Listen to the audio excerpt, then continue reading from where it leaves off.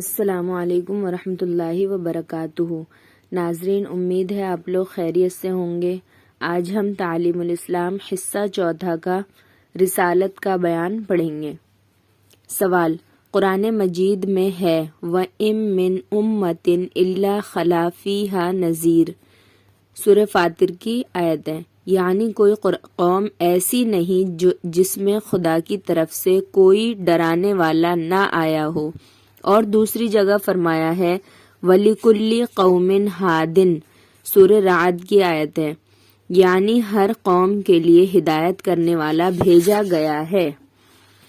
ان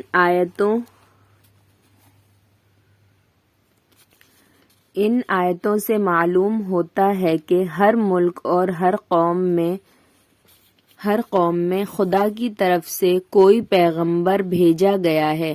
تو کیا ہندوستان میں بھی کوئی پیغمبر آئے تھے؟ جواب: ہاں، ان آیتوں سے بے شک یہ بات ثابت ہوتی ہے کہ ہر قوم کے لیے خدا نے کوئی ہادی اور ڈرانے والا بھیجا ہے، اور اس لیے ممکن ہے کہ ہندوستان میں بھی کوئی نبی آئے ہوں۔ سوال: کیا یہ کہہ سکتے ہیں کہ ہندوؤں کے پیشوا جیسے کرشن جی اور رام چندر جی وغیرہ خدا کے پیغمبر تھے؟ جواب: نہیں کہہ سکتے، کیونکہ پیغمبری ایک خاص عہدہ تھا جو خدا کی طرف سے اس کے برگزیدہ اور خاص بندوں کو عطا فرمایا جاتا تھا۔ تو جب تک شریعت سے یہ بات معلوم نہ ہو کہ یہ خاص عہدہ خدا تعالی نے فلاں شخص کو عطا فرمایا تھا، اس وقت تک ہم بھی نہیں کہہ سکتے کہ وہ خدا کا نبی تھا۔ اگر ہم نے بلا دلیل شرعی صرف اپنی رائے سے کسی شخص کو پیغمبر سمجھ لیا اور فی الواقع وہ پیغمبر نہیں تھا، تو خدا تعالی کے حضور میں ہم سے اس غلط عقیدے کا مواخذہ ہوگا۔ یوں سمجھو کہ اگر تم صرف اپنے خیال سے کسی شخص کو سمجھ لو کہ وہ بادشاہ کا نائب یعنی گورنر جنرل ہے، اور وہ فی الواقع گورنر جنرل نہ ہو، تو تم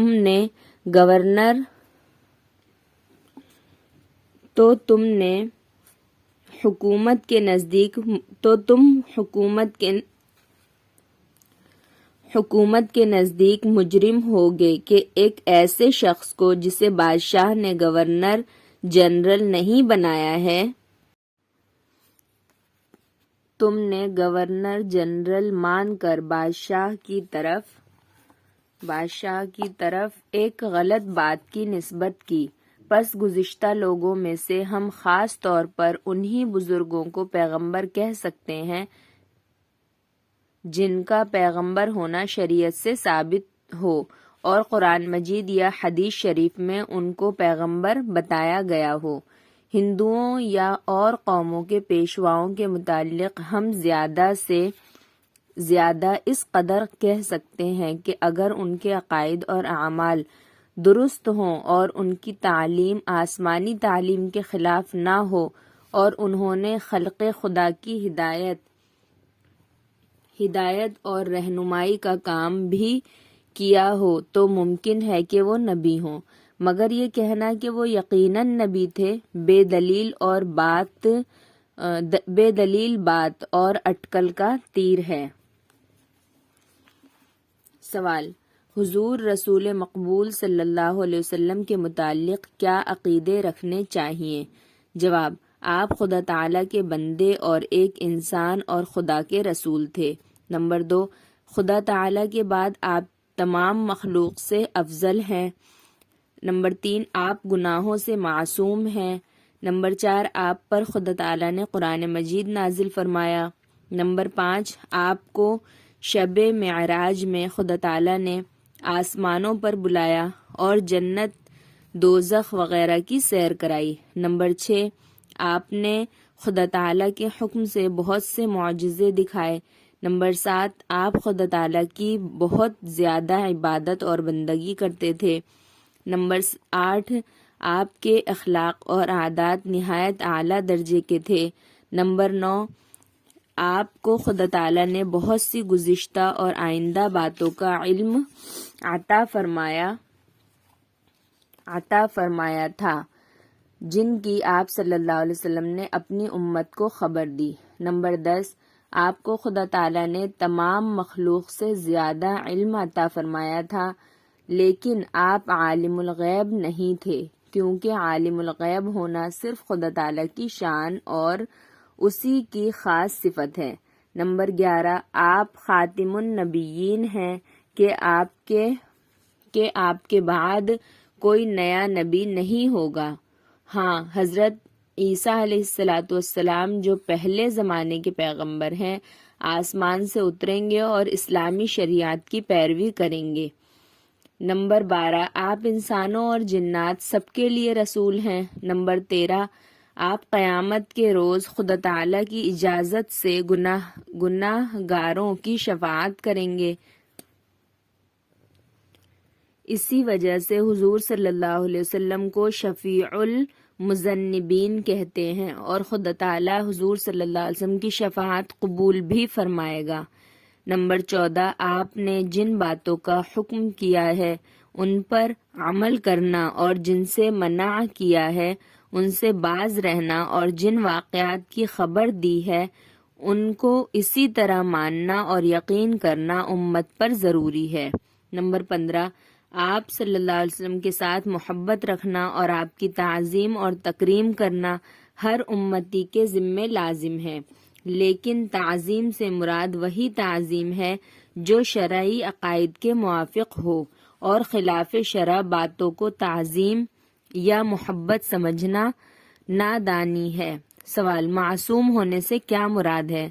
جواب، معصوم ہونے سے مراد یہ ہے کہ صغیرہ یا کبیرہ گناہ حضور صلی اللہ علیہ وسلم سے قصداً یا سہواً واقع نہیں ہوا۔ تمام انبیاء علیہ السلام گناہوں سے معصوم ہوتے ہیں۔ سوال، حضور صلی اللہ علیہ وسلم کی معراج جسمانی تھی یا منامی؟ جواب، حضور صلی اللہ علیہ وسلم اپنے جسم مبارک کے ساتھ معراج میں تشریف لے گئے تھے، اس لیے آپ کی معراج جسمانی تھی۔